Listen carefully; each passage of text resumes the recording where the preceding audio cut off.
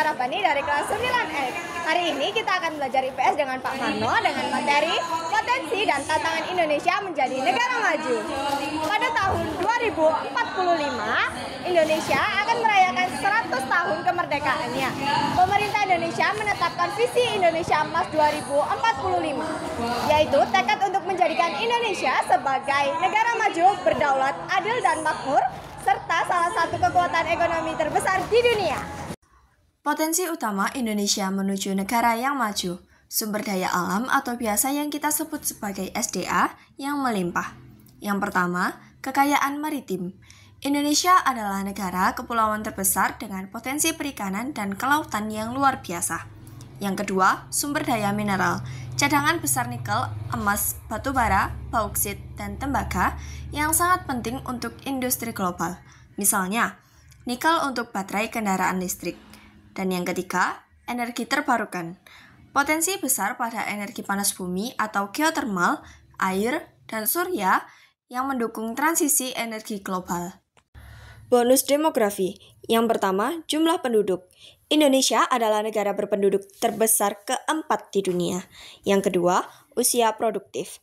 Puncak bonus demografi terjadi sekitar tahun 2030-an, di mana proporsi penduduk usia produktif di antara 15 sampai 64 tahun, jauh lebih besar daripada usia non-produktif. Ini menyediakan tenaga kerja yang besar dan pasar domestik yang kuat. Posisi geografis strategis, jalur perdagangan, terletak di antara dua benua, yaitu Asia dan Australia, dan dua samudra, yaitu Hindia dan Pasifik, menjadikan Indonesia jalur pelayaran dan perdagangan internasional yang vital. Pertumbuhan ekonomi dan pasar domestik.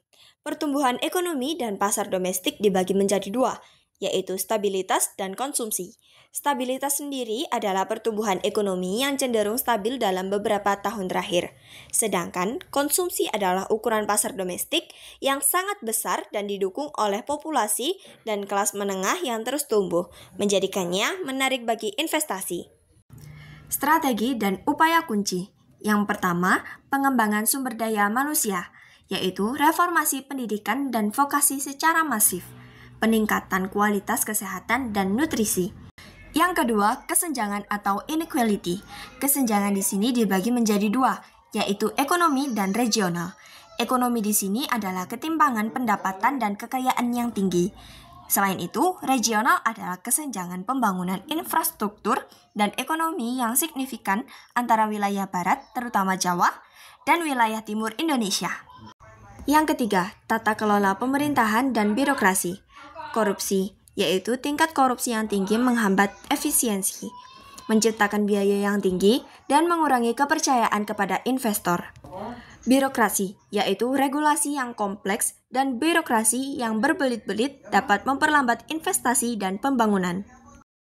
Yang keempat, infrastruktur dan konektivitas yang memiliki pemerataan, yaitu meskipun pembangunan infrastruktur gencar, pemerataan dan kualitas konektivitas termasuk internet di seluruh wilayah, terutama di daerah terpencil, masih menjadi masalah. Yang kelima, hilirisasi dan nilai tambah.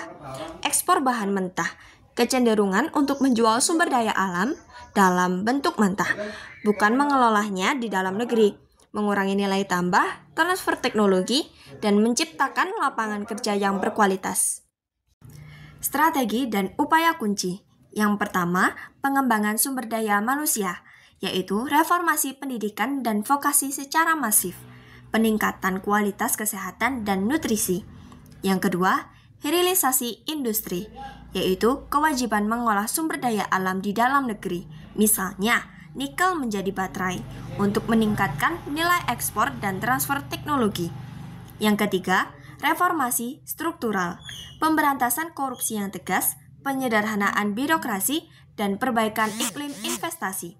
Yang keempat, pembangunan inklusif, pembangunan infrastruktur dan ekonomi yang lebih merata dan berkelanjutan di luar Jawa. Dan yang kelima, pemanfaatan ekonomi digital, dukungan terhadap pengembangan talenta digital dan infrastruktur internet untuk memaksimalkan potensi ekonomi digital.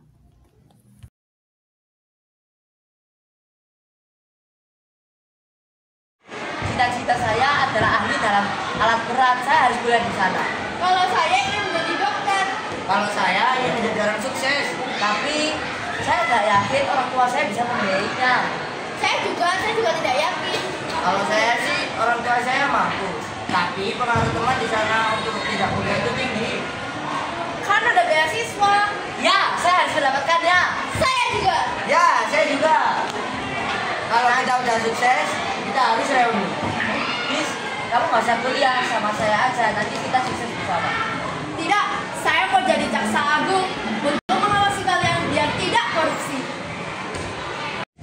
Sebagai generasi muda Menghadapi Indonesia Emas tahun 2045, membangun masa depan cemerlang dengan inovasi, kreativitas, dan semangat gotong royong.